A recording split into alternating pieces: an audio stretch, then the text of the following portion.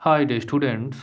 इस ट्यूटोरियल में हम यूथ इन नाजी जर्मनी इस टॉपिक को पिकअप कर रहे हैं कि यूथ को लेके मतलब नौजवान और यंग पीपल 24-25 ईयर्स, यूएनओ के अनुसार 24 ईयर्स तक हम यूथ कैटेगरी को रख सकते हैं, या आप इसे थोड़ा एक्सटेंड कर सकते हो 29-30-29 ईयर्स तक। तो हिटलर का उनको लेकर क्या उसकी आइडियोलॉजी थी, वो क्या सोचता था और उसने क्या प्रैक्टिसेस अडॉप्ट की थी यूथ को लेके, वही हमें पढ़ना है इसमें।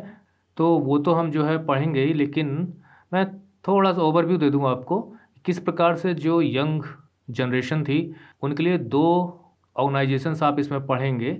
एक तो होगा जंग वॉक, यानी इसको यंग वॉक भी कहा जाता है, और जो हिटलर यूथ का जो ऑर्गेनाइजेशन था, इन दो के बारे में आप पढ़ेंगे। इसके बाद ये भी जानेंगे कि क्या किस प्रकार की ट्रेनिंग दी जाती थी, और सारी की सारी ट्रेनिंग का सिर्फ एक फोकस रहता था कि किस प्रकार से नाजी आइडियोलॉजी के हिसाब से उनको तैयार किया जाए।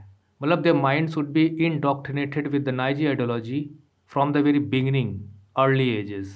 और इसी टॉपिक में हम ये भी पिकअप करेंगे कि जो मदर्स हैं उनको लेकर हिटलर का क्या विचार था, वो कैसे ट्रीट करता था उनको, क्या उनमें भी डिस्क्रिमिनेशन था, मैन और वीमेन के बीच में क्या वो इक्वलिटी को मानता था या डिस्क्रिमिनेट करता था, वो सब हमको पढ़ना है। तो चलिए let's straight dive into the text matter given here. Hitler was frantically interested in the youth of the country. Frantically का मतलब कि जब आप थोड़ा वरीड होते हैं, एनॉयड होते हैं या घबराए हुए होते हैं, तो बहुत जल्दबाजी में कोई एक्टिविटी करना चाहते हैं, या बहुत ज़्यादा एक्साइटेड हैं कुछ करने के लिए, तो इमोशंस को कंट्रोल नहीं कर पाते। You want to do something in a haste, या आप कह सकते हो कि पागलों की तरीके से कोई चीज़ दीवानगी की हद तक आपके दिमाग में हो कि ये करना ही है। मतलब you are generally out of control, your emotions are not in your control. तो उस तरह से जुनूनी हद तक, पागलपन की हद तक, और लेकर बहुत ज़्यादा उत्तेजित होना किसी चीज़ को, और किसी चीज़ के बारे में बहुत ज़्यादा उत्तेजित होना कि हाँ करना है। जैसे for example you have done a very good examination, so you waiting for the result, और जिस डेट को रिजल्ट अनाउंस होना है उसके समझ लीजिए रात को आपको नींद नहीं आ रही है, आप बस उसी के बारे में सोच रही हो, वेरी फ्रेंटिक अबाउट कि वुड आई टॉप और नॉट, कितना नंबर मिलेगा, कैसे। तो ये सारी चीज़ें हिटलर के दिमाग में यूथ को लेकर चलती रहती थी। तो Hitler was frantically interested in youth of the country, तो यूथ ऑफ द कंट्री के बारे में बहुत एक्साइटेड था कि, और वो कहता भी था, he alone who owns the youth gains the future. मतलब whoever has the youth has the future, जिसका यूथ पर कंट्रोल है उसी का भविष्य उज्ज्वल है, ब्राइट है। और इसमें कोई खराबी नहीं थी, क्योंकि every country should very concern about the resources in the form of youth population. तो यूथ पॉपुलेशन, जैसे इंडिया वर्ल्ड में सबसे ज़्यादा यूथ कंट्री माना जाता है, तो हमें अपने यूथ का यूज़ करना चाहिए कंट्री के भविष्य के लिए। लेकिन हिटलर ने क्या किया, he felt that a strong Nazi society could be established only by teaching children Nazi ideology, यानी बच्चों को शुरू से ही नाजी आइडियोलॉजी सिखाई जाए। मतलब he wanted the youth from the very beginning of their early ages to be groomed as a future leader of the Nazi ideology. और उसके लिए तो कुछ भाई प्लानिंग करनी पड़ेगी। This required a control over the child both inside and outside the school.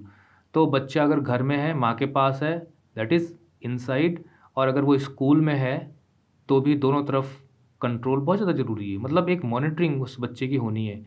अब बताइए कि बच्चे की बिगनिंग से ही, शुरू से ही, मैंने तो यहाँ तक पढ़ा है कि जब वो 3 साल का ही होता था तभी उसको झंडा पकड़ाना शुरू कर दिया जाता था, नाजी फ्लैग। और बच्चों को आप बचपन से जो सिखाओगे वो वही सीखते हैं, जो भाषा सिखाओगे, जहाँ पे झुकना सिखाओगे, जहाँ पे आप उसको खड़े होना सिखाओगे, वो ऐसा करना शुरू कर देता है। Hitler psychologically wanted to make the children obey their Führer, that is Hitler. What happened in the schools under Nazism? तो सबसे पहले हम ये पढ़ते हैं कि नाजिज़म का स्कूल में किस प्रकार से ट्रेनिंग दी जाती थी। ऑल स्कूल्स वर क्लींस्ड। क्लींस देखिए यहाँ पे इन्वर्टेड कॉमाज हैं, तो इनको आप थोड़ा ध्यान में रखिए। क्लीन्ड एंड प्यूरिफाइड, मैं इनको अलग रंग से कर देता हूँ। क्लींस्ड एंड प्यूरिफाइड, इसका मतलब क्या समझे। अब जैसे हम लोग पैंडमिक के दौर पे गुजर रहे हैं, तो कोविड के लिए सैनिटाइज़र यूज़ करो और स्प्रे करके अपनी सराउंडिंग्स को क्लीन करो, डिसइंफेक्टेंट का प्रयोग करो, जिससे कि कोई वायरस बैक्टीरिया ना रह जाए, कोई पॉल्यूशन ना रह जाए। तो अब यह समझिए कि यहाँ पे किस प्रकार की प्यूरिफिकेशन की बात हो रही है। जी हाँ, अब आपको याद होगा जो हम लोगों ने पिछले ट्यूटोरियल्स में पढ़ा हुआ है कि वो आर्यंस को सुपीरियर रेस मानता था और बाकी लोगों को अनडिज़ायरेबल की कैटेगरी में रखकर उन्हें एक थ्रेट के रूप में देखा जाता था, इनकी जो बायोलॉजिकल प्योरिटी है उसके लिए। तो इनके बीच में कोई इन्फेक्शन ना होने पाए, मतलब आर्यंस को दूर रखना है। तो स्कूलों में साफ़ सफाई इसी तरह से हुई कि उन लोगों को हटाना है जिनसे इनकी रेस को खतरा है। This meant that the teachers who were Jews was seen as politically unreliable.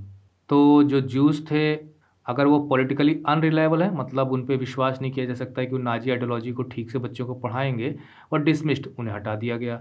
Children were first segregated, तो पहले तो बच्चों को अलग किया गया, मतलब कि आर्यंस और नॉन आर्यंस के बच्चों को अलग किया गया। मतलब Germans and Jews could not sit together, तो German and Jews could not sit together, दोनों साथ बैठ नहीं सकते थे। Could not sit together, play together, साथ खेल नहीं सकते थे। बताओ, बच्चे अगर बचपन से ये सब देखेंगे तो भेदभाव करना नहीं सीख जाएंगे? मतलब एक में सुपीरियरिटी कॉम्प्लेक्स होगा, एक में इन्फीरियरिटी कॉम्प्लेक्स होगा।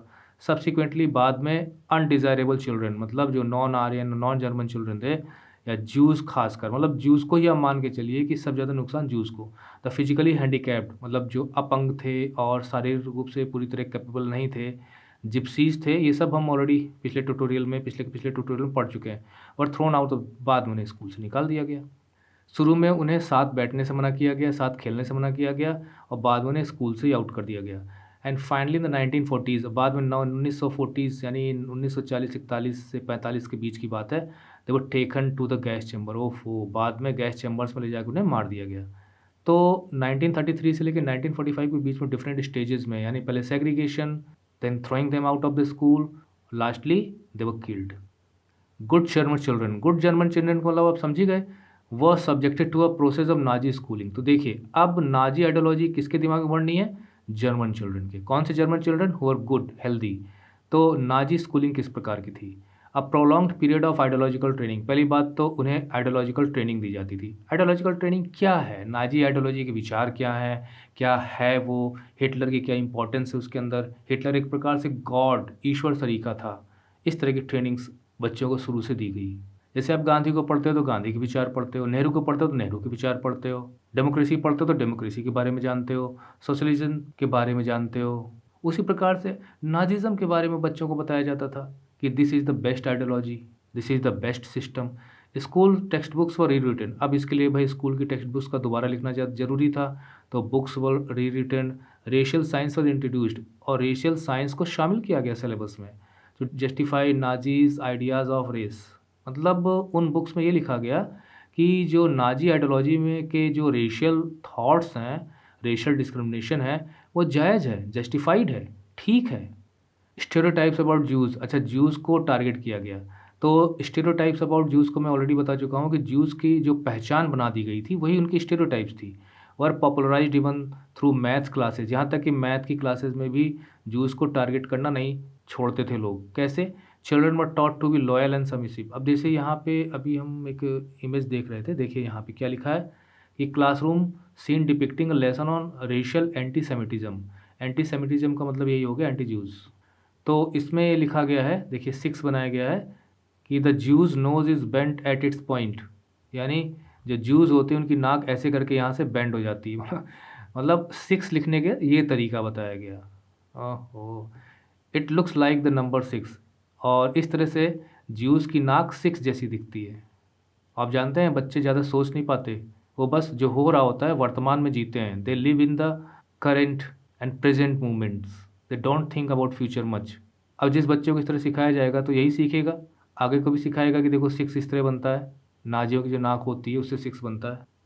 Children were taught to be loyal and submissive. जैसे मैं आपको बता दूं कि जो वहाँ पे ट्रेनिंग दी जाती थी वो बचपन से ही बहुत ही ज़्यादा डिसिप्लिन्ड, पंक्चुअल, अग्रेसिव, मतलब war warrior type, war like उनको, जो बॉयज़ थे खासकर, उनको बनाया जाता था।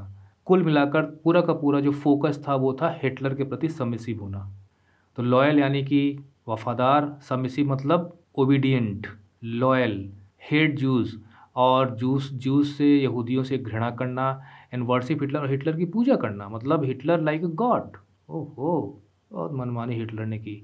Even the function of sports was to, अच्छा स्पोर्ट्स का सहारा लिया जाता था, तो even the functions of sports was to nurture. Nurture मतलब होता है कि किसी की परवरिश करते वक्त उसको ये चीज़ें सिखाना। तो नर्चर स्पिरिट ऑफ वायलेंस, मतलब स्पोर्ट्स में भी ऐसे स्पोर्ट्स को इंक्लूड किया जाता था जिसमें कुछ स्पिरिट ऑफ वायलेंस हो, मतलब युद्ध के लिए इनको तैयार करना, ना झुकने वाले, तुरंत लड़ने वाले, इस टाइप की नर्चरिंग उनकी की जाती थी। तो वायलेंस उनको पहले से ही सिखाया जाता था कि उससे भागना नहीं है। एंड अग्रेशन और आक्रामक होना, अटैकिंग होना है, डिफेंसिव नहीं होना। बच्चों को बचपन से ही सिखाया जाता था। हिटलर बिलीव दैट बॉक्सिंग, अब ये बॉक्सिंग देखिए यहाँ पे आए तो इसको याद रखिएगा कि हिटलर को ये समझ में आता था कि जो बॉक्सिंग है ना, ये बच्चों को आयरन हार्टेड, स्ट्रॉन्ग और मैस्कुलिन बना सकती है। मतलब आयरन हार्टेड मतलब दिल से बहुत ज़्यादा मजबूत, क्योंकि बॉक्सिंग का गेम अगर आपको खेलना है ना, तो आपको हार्ट तो मजबूत रखना ही पड़ेगा। और स्ट्रॉन्ग यानी ताकतवर बनना है, और मैस्कुलाइन मर्दाना यानी पुरुषों का काम है, ये मर्द सरीखा गेम है ये। तो इस तरह से ट्रेनिंग होती थी बच्चों की। Youth organisations were made responsible for educating German youth in the speed of national socialism. अब देखिए वहाँ पे डेमोक्रेसी तो थी नहीं, तो क्या कहते थे वो अपने आप को, the spirit of national socialism, मतलब यहाँ पे दिया गया है टर्म तो आप याद रखिए कि नेशनल सोशलिज्म हमें इस्टेब्लिश करना है। 10 years old had to enter Jungvolk, तो इसको नहीं भूलना है आपको, जंग वॉक। और वैसे इसको यंग वॉक भी पढ़ सकते हैं हम, यंग वॉक। तो इसमें 10 साल के जो बच्चे हो जाते थे वो एंटर करते थे, और 14 तक आते आते all boys had to join the Nazi youth organisation Hitler youth, where they learn to worship war.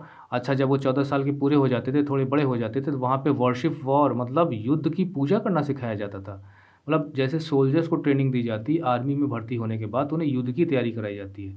बच्चों को बचपन से ही सिखाया जाता था बंदूक चलाना, परेड करना, दौड़ भाग करना, शारीरिक मजबूती की कोशिशें करना, जिससे कि वक्त पड़ने पर युद्ध से घबराए नहीं। मतलब एक प्रकार से फ्यूचर सोल्जर तैयार किए थे। ग्लोरीफाई अग्रेशन, और आक्रमण करने को ग्लोरीफाई करके बताया जाता था। मतलब अगर आप दूसरे की टेरिटरी पे कब्जा कर रहे हो तो you are doing a very good job. अच्छा, बचपन से जब बच्चों को सिखाया जाएगा तो यही करेंगे।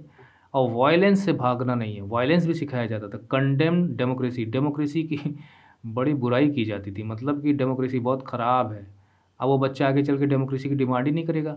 एंड हेट ज्यूज़, यहूदियों को घृणा से नज़र से देखना है। तो बच्चों को जब बचपन से ही हेट सिखाया जाएगा तो हेट करना सीखेंगे। कम्युनिस्टों से भी हेट करना है, क्या ट्रेनिंग दी जा रही थी, मतलब इस तरह की ट्रेनिंग बच्चों को दी जाती है। Gypsies and all those categorized at undesirable, और जिप्सीज़ को और इन सबको अनडिज़ायरेबल, इस तरह से बच्चों को सिखाया गया। जब 14 ईयर्स के हो जाते थे, थोड़े समझदार हो जाते थे तब। After a period of rigorous, मतलब बड़ा कठोर आइडियोलॉजिकल एंड फिजिकल ट्रेनिंग, जिसमें फिजिकल ट्रेनिंग भी शामिल थी, और दिमाग में जो भर दिया जाता था ना खुराफात विचार, वो आइडियोलॉजिकल हो गया। तो जॉइन द लेबर सर्विस, बाद में उन्हें लेबर सर्विस ज्वाइन करनी पड़ती थी। तो अब आपको 3 याद रखने हैं, मतलब एक तो हो गया जंग वॉक यानी 10 से 14 साल के बीच में, और 14 साल होते ही हिटलर यूथ में वो लोग प्रवेश कर जाते थे, ठीक है, मतलब इस ऑर्गेनाइजेशन में। और उसके बाद फिर लेबर सर्विस उन्हें ज्वाइन करनी पड़ती थी, usually at the age of 18। तो वो 18 साल की उम्र में, मतलब 18 साल यहाँ और थोड़ा सा 14 यहाँ याद रखिए, और 10 ईयर्स ओल्ड यहाँ रखिए याद। Then they had to serve in the arm forces, बाद में फिर उन्हें आर्म फोर्सेज में सर्विस करनी पड़ती थी, और किसी न किसी नाजी ऑर्गेनाइजेशन को ज्वाइन करना पड़ता था। मतलब नाजियों के जो संगठन थे उनका ट्रेड यूनियन भी था एक, मतलब ट्रेड ऑर्गेनाइजेशन भी था, तो उनको ज्वाइन करना पड़ता था।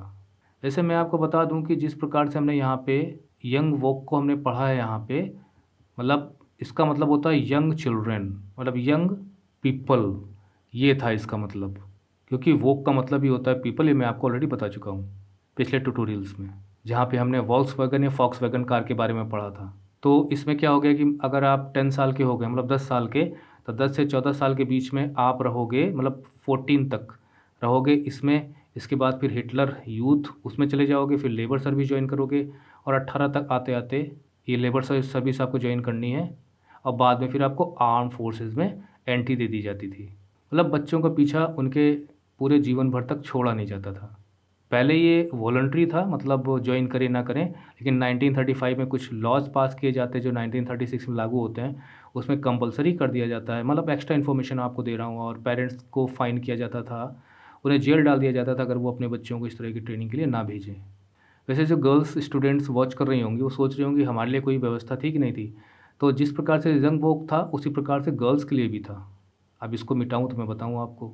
गर्ल्स के लिए जो था वो जंग जंग बोलो या यंग बोलो, क्योंकि जा जो है या के लिए यहाँ पे है, और मेडल करके नाम था। और उसके बाद ये हो गया आपका जो यंग वोक था उसके लिए, और जो 14 ईयर्स की हो जाए तो एक और जो संगठन था उसको ज्वाइन करना पड़ता था, बुंड ड्यूचर मेडल। तो इस प्रकार से, मतलब ये प्रोनाउंसिएशन हो सकता है मैं कुछ गलत भी कर रहा हूँ, तो ये गर्ल्स के लिए भी था, इसे लीग ऑफ गर्ल्स भी कहा जाता था। तो बॉयज़ के लिए भी गर्ल्स के लिए भी, गर्ल्स की ट्रेनिंग थोड़ा अलग होती थी, उन्हें खाना पकाना, कढ़ाई, मतलब वीमेन लाइक ट्रेनिंग दी जाती थी कि वो आगे चल के वो जो नाजी आइडियोलॉजी है जिसे हम आगे पढ़ेंगे कि क्या थी मदर्स को लेके, तो उसके लिए तैयार होना।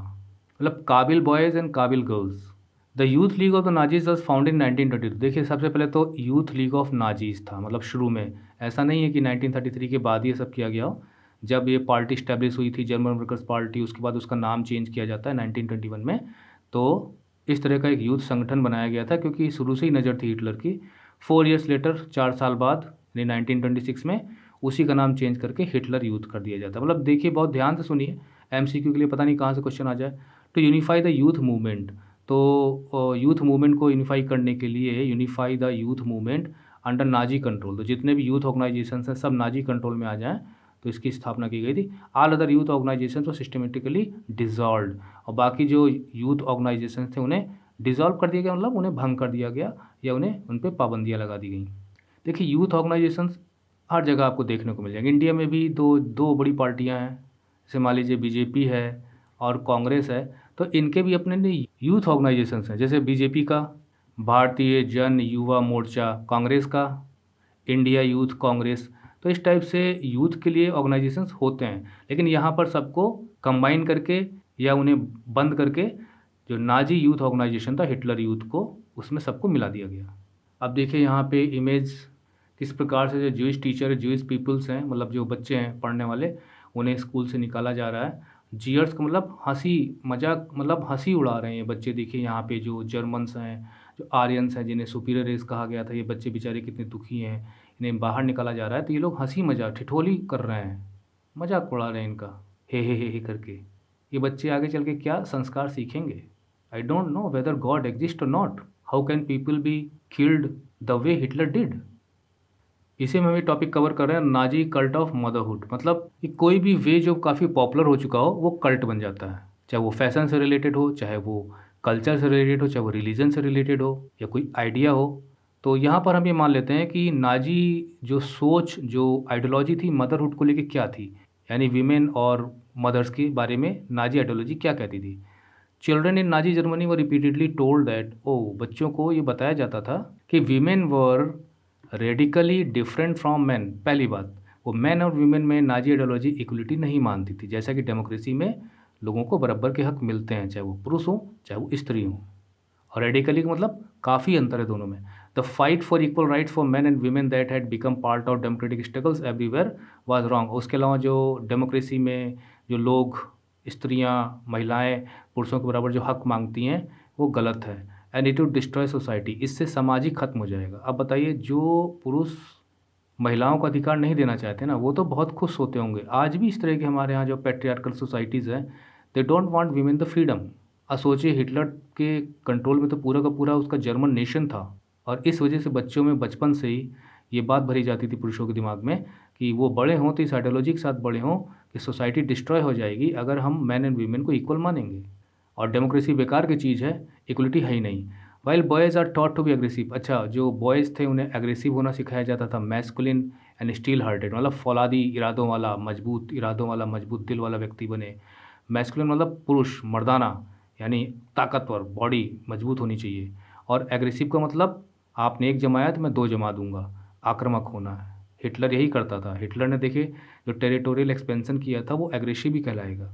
जैसे उदाहरण के लिए हम इंडिया में अपने पड़ोसियों को देखें तो चाइना एक एग्रेसिव कंट्री है, वो हमेशा दूसरे देशों की टेरिटरी पे आंख गड़ाए रहता है। Girls were told that they had to become good mothers, अच्छा लड़कियों को ये बताया जाता था कि उन्हें एक अच्छी माँ बनना है आगे चल के।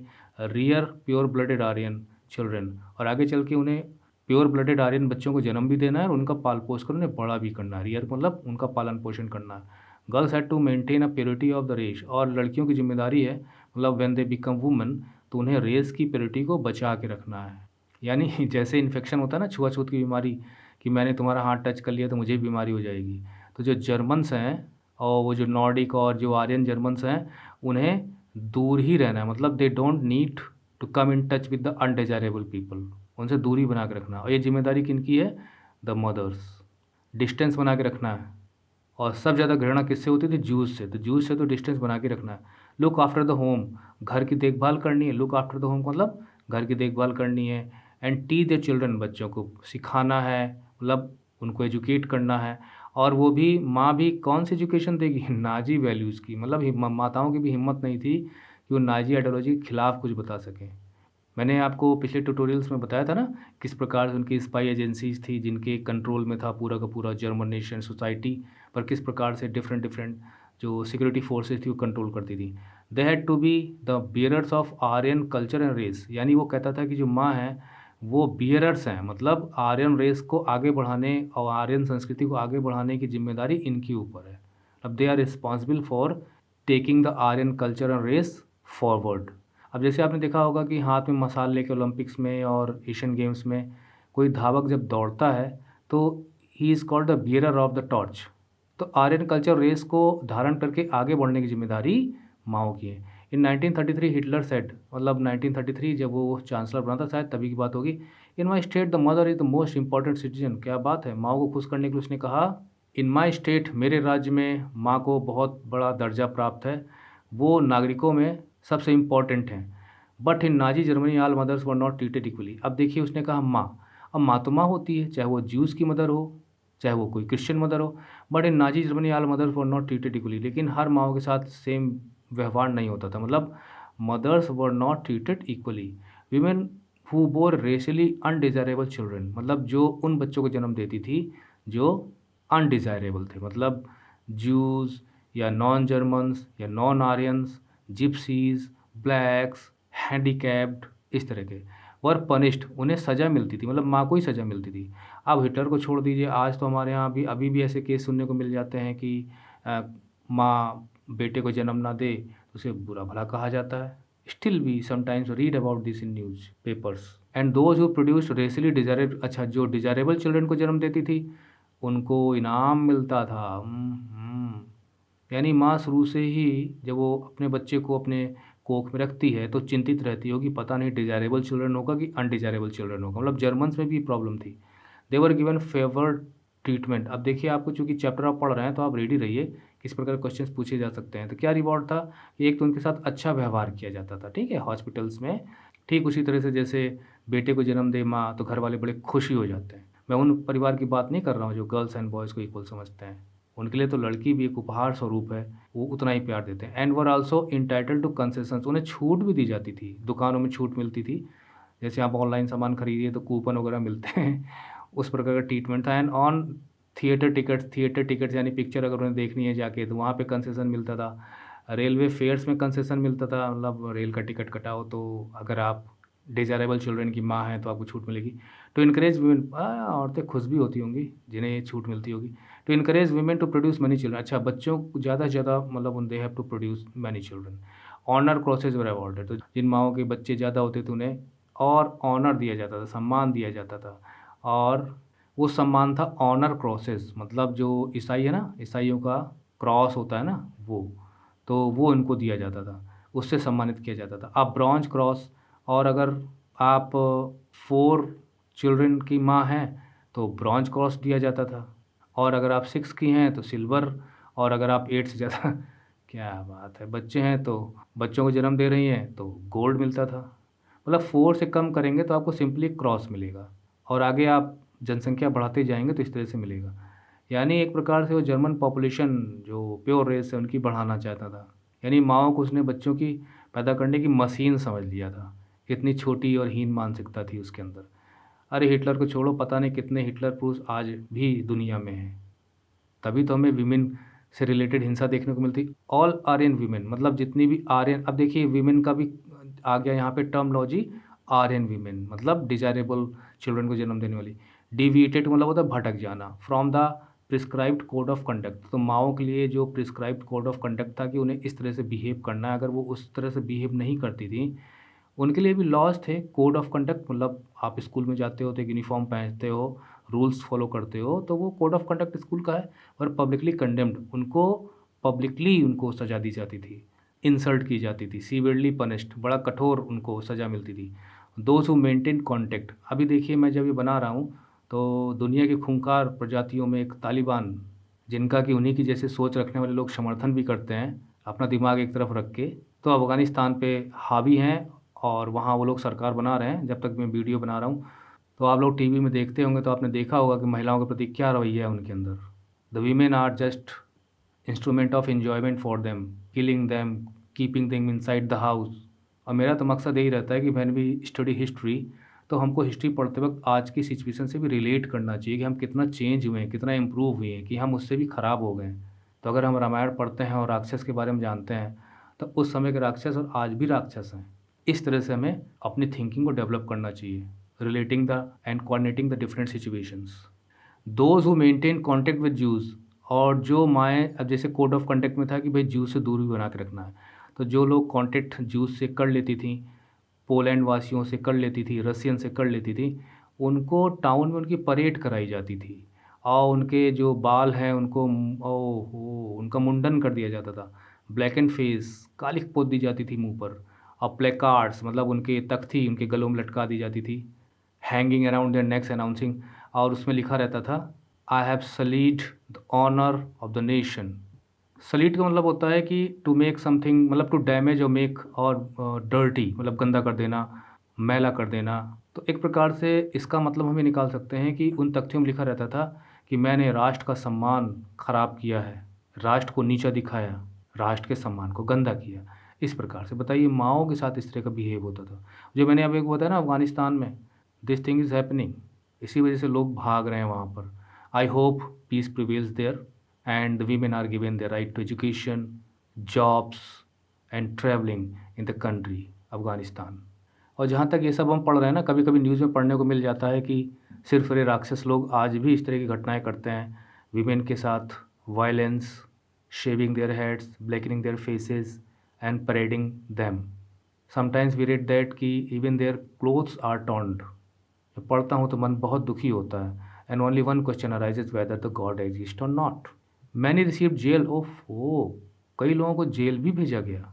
एंड लॉस्ट सिविक ऑनर, मतलब जो उनके सिविक राइट्स थे वो उन्होंने खो दिए। Lost civic honour as well as their husbands, अपने हस्बैंड्स को खो दिया, फैमिलीज उनसे अलग कर दी गई, और ये क्रिमिनल ऑफेंस मान के किया गया, मतलब deviation from the prescribed code of conduct. अब चूंकि इसमें ज़्यादा बताना से कोई ज़्यादा मतलब रहता नहीं कि कोड ऑफ कंडक्ट में था क्या था, तो बस इतना समझ लीजिए कि उनके लिए कुछ जीवन शैली, वे ऑफ लाइफ बताई गई थी। उस वे ऑफ लाइफ को फॉलो ना करने पे ये सब होता था। और सिविक ऑनर का मतलब ये है कि भाई उनकी जो लाइफ है सिविल, क्योंकि देखिए आप मिलिट्री में नहीं है तो आप सिविल ही हैं, तो जो सिटीजन्स के राइट्स होते हैं वो आपसे छीन लिए जाएँ, और छीन ही जाता है। अगर आप चोरी करते हो, गलत काम करते हो, पकड़े जाते हो, जेल जाते हो, तो आपके ऑनर्स अपने आप छीनते हैं। आर्ट ऑफ प्रोपेगेंडा के लिए मैं अलग ट्यूटोरियल बनाऊंगा। बस आप इतना समझ लीजिए, जो हमने इसमें पढ़ा कि हमने देखा कि जो यूथ थे उनके लिए 2 ऑर्गेनाइजेशंस थे, फिर लेबर सर्विसेज, फिर उसके बाद आर्मी ज्वाइन करनी पड़ती थी। मदर कल्ट को भी हमने देखा कि नाजी आइडियोलॉजी में मदर्स को लेकर क्या सोच थी। प्योर आर्यन रेस के बच्चों को जन्म देने वाली माओ को अवार्ड भी दिया जाता था, आयरन क्रॉस दिया जाता था, कंसेशन दिए जाते थे, और अगर वो कोड ऑफ कंडक्ट को फॉलो नहीं करती थी तो उनको सज़ा भी दी जाती थी। And these punishments for public also. इसके अलावा देख लेते हैं यहाँ क्या लिखा गया। देखिए यहाँ पे देखिए, desirable children that Hitler wanted to see multiplied, ये हैं डिज़ायरेबल चिल्ड्रन, चाहता था कि इनका ज़्यादा से ज़्यादा जन्म हो। अब देखिए, अ जर्मन ब्लडेड इन्फेंट, मतलब कि प्योर रेस का, किसी जर्मन माता पिता की संतान, with his mother being brought from occupied Europe. अब बताइए, मतलब जर्मनी का नहीं, जर्मनी ने जिन टेरिटरी पे कब्जा किया था, मतलब फ्रॉम ऑक्युपाइड यूरोप, यानी पोलैंड लाकर बसाया गया पोलैंड में। जर्मनी के बाहर रहने वाले जर्मन्स को ला जाकर पोलैंड में बसाया गया था, मैं ऑलरेडी बता चुका हूँ। अब देखिए, छोटा बच्चा है, इसे बचपन से ये फ्लैग पकड़ाया जा रहा है, इसमें कोई बुराई नहीं है, अपने देश के प्रति लोगों की वफादारी सिखानी चाहिए। लेकिन ये जो वहाँ पे हुकूमत चल रही थी, वो हुकूमत तानाशाह की थी, और किसी राष्ट्र से नहीं, बल्कि ये पार्टी के प्रति लोगों को वफादार बनाने के लिए किया जा रहा था। और यहाँ देखिए, ओफो, Jewish children arriving at a death factory to be gassed. तो इसके बारे में तो भाई हम लोगों ने पिछले ट्यूटोरियल में देखा था, पढ़ चुके हैं। और यहाँ पे दिया गया है source C and source D. All boys between the ages of 6 and 10, यानी 6 से 10 साल के बीच में went through a preliminary training Nazi ideology. तो उन्हें शुरुआत की ट्रेनिंग दी जाती थी, ठीक उसी प्रकार जैसे ABCD वगैरह सिखाया जाता है ना छोटे बच्चों को प्राइमरी में। At the end of the training ख़त्म करने के बाद take the following oath of the loyalty of, ओ यानी शपथ लेनी पड़ती थी। अब देखिए, हमारे यहाँ जो भी विधायक हैं, मंत्री हैं, सांसद हैं, वो सब देश के प्रति शपथ लेते हैं, कॉन्स्टिट्यूशन के प्रति शपथ लेते हैं। और यहाँ देखिए, हिटलर के प्रति व्यक्तिवादी व्यवस्था थी ना वहाँ पे। In the presence of this blood banner, मतलब इस झंडे की मैं कसम खाता हूँ। अब झंडा मतलब ब्लड बैनर, लाल रंग का था ना, इसलिए उसको ब्लड बैनर। वैसे इसकी छोटी सी हिस्ट्री भी है, मैं यहाँ बताऊँगा तो फिर ऐसे ही टाइम खत्म होगा। विच रिप्रेजेंट्स आवर फ्यूरर, यानी ये झंडा किसे रिप्रेजेंट करता है? हमारे फ्यूरर को। फ्यूरर मतलब हिटलर। और हम जो पढ़ते हैं वो ये पढ़ते हैं कि हमारा जो तिरंगा है वो हमारे देश को रिप्रेजेंट करता है, हमारे राष्ट्र को रिप्रेजेंट करता है। The our flag is synonymous with our country, with our nation. और यहाँ पे जो ब्लड बैनर है, synonymous with the person Hitler. I swear to devote all my energies and my strength, मैं अपनी पूरी एनर्जी लगा दूंगा, अपनी पूरी ताकत लगा दूंगा। The saviour of a country, अपने कंट्री के सेवियर को, मसीहा को, जिसका नाम एडॉल्फ हिटलर है। मतलब वो सिर्फ पूरी की पूरी कसम एडॉल्फ हिटलर के प्रति खा रहा है कि वफादार रहूँगा, जीवन अपना कुर्बान कर दूंगा एडॉल्फ हिटलर के लिए, जो हमारे देश का सेवियर है, रक्षक है, संरक्षक है। I am willing and ready to give up my life, हो मैं अपना पूरा जीवन देने के लिए तैयार हूँ हिटलर के लिए, इसलिए गॉड मेरी मदद करो, मैं हिटलर के प्रति अपना पूरा जीवन कुर्बान कर दूँ। मतलब वो पूरी तरह से समर्पित, जिसे कहते हैं ब्रेन वॉश कर देना। बच्चों का बचपन से ही ब्रेन वॉश किया जाता था। अब हम उस समय की बात क्यों करें? आज भी ये काम होता है। मैं चाइना का ही उदाहरण देता हूँ। चाइना में लगभग 1 करोड़ के लगभग जो जिंगजियांग प्रांत है, वहाँ के जो मुस्लिम्स हैं, उनका ब्रेन वॉश किया जा रहा है। इसके अलावा वो ब्रेन वॉश उनको कम्युनिस्ट बनाने के लिए, जो भी उनका मकसद हो। और देखिए, कोई भी क्वेश्चन रेज़ नहीं करता इसको लेके, because China is a very powerful country और एग्रेसिव है। यानी अगर किसी ने कुछ बोला तो तुरंत कोई ना कोई एक्शन लेता है। इसी प्रकार से जो टेररिस्ट एक्टिविटीज़ होती हैं वो भी ऐसी होती हैं, नौजवानों को लेके उनके दिमाग में रिलीजियस फैनेटिक चीज़ें भरकर उन्हें उग्रवादी बना दिया जाता है। मतलब जैसे हिटलर उग्रवादी बना रहा था ना, उग्र का मतलब होता है कि आप हमेशा एक्शन लेने के मूड में रहें, उग्र हो, गुस्से में रहें हमेशा, जैसे उस तरह से करके देखिए कितना नुकसान होता है। The people die in their activities. और ये हर जगह होता है, कहाँ नहीं होता। जो कम्युनिस्ट हैं वो ब्रेन वॉश करते हैं कि वो कम्युनिस्ट विचारधारा कोई माने। कम्युनिस्ट भी कम नहीं थे अपने समय में, उन्होंने अब स्टालिन क्या कम पड़ा था ना, सा था। अभी मैंने पिछली ट्यूटोरियल में जो पिछला चैप्टर था उसमें मैंने आपको बताया था, समझाया हुआ है, उसके प्रति भी हम वही कहते हैं जो हिटलर के बारे में कहते हैं। इसलिए कभी भी चिल्ड्रन की एजुकेशन आप दीजिए तो परिवार में उनके प्रति ऐसा माहौल बनाना चाहिए कि वो बच्चे घृणा करना ना सीखें। अब उन्हें बचपन से ही बताओगे पड़ोसी बहुत ख़राब है, उसके साथ खेलना मत, ये मत करना, वो मत करना, तो जीवन भर यही लेके बैठेगा कि पड़ोसी ऐसे ही थे, झूठी-मूठी कहानी बना के कि हम क्यों उनसे घृणा करते हैं, क्यों एक नहीं रहना चाहिए। तो ये बहुत ही सेंसिटिव एज होती है। इस एज में कभी भी बच्चों को खुराफात नहीं सिखानी चाहिए, सबका सम्मान करना सिखाना चाहिए और देश की शिक्षा ज़रूर देनी चाहिए। रॉबर्ट ले, हेड ऑफ़ द, चलिए start with the child is 3 years old. जब बच्चा 3 साल का ही होता है तभी हम शुरुआत कर देते हैं, मतलब अपना एक्शन शुरू कर देते हैं नाज़ी आइडियोलॉजी को to instil in their minds, in their hearts. As soon as he even starts to think, वो बच्चा जब सोचना शुरू करता है तभी से हम लोग एक्टिव हो जाते हैं। He is given a little flag to wave, उसे एक छोटा सा झंडा दे दिया जाता है हिलाने के लिए। और जब बच्चा झंडा पहचान लेगा तो जब देखेगा ना इस पर निशान बना हुआ है, तो उससे उसका लगाव हो जाएगा। देन कम्स स्कूल, उसके बाद स्कूल में पहुंचता है बच्चा, फिर हिटलर यूथ में पहुंचता है ऑर्गेनाइजेशन में, फिर मिलिट्री सर्विस उसे मिलती है। But when all this is over, लेकिन इतना कुछ होने के बाद, मतलब मिलिट्री सर्विस ओवर होगी, रिटायर वगैरह हो गया, तो भी उसे चैन से बैठने का मौका नहीं दिया जाता। We don't let go of anyone, हम किसी को जाने देते ही नहीं। We don't get let of anyone. The labour front takes hold of them, जो हमारा जो लेबर फ्रंट है, जो ऑर्गेनाइजेशन है, मतलब जो काम लेता है लोगों से, वो उनके ऊपर फिर हावी हो जाता है। And keeps hold until they go to the grave, जब तक वो अपनी कब्र में नहीं चले जाते, मतलब मर नहीं जाते, तब तक उन पर नज़र रहती है। वेदर दे लाइक इट और नॉट, चाहे उन्हें अच्छा लगे चाहे ना लगे। तो ये सारी चीज़ें इसमें लिखा गया है, क्योंकि देखिए जो हमने पढ़ा था किस प्रकार से जो डेथ फैक्ट्रीज बनाई गई थी, लोगों को मारा जाता था, उसके बावजूद भी कुछ जीवित रह गए थे। तो उन्होंने बताया था कि उस समय वहाँ पे क्या क्या होता था। ये ट्यूटोरियल यहीं खत्म होता है। Thanks for watching.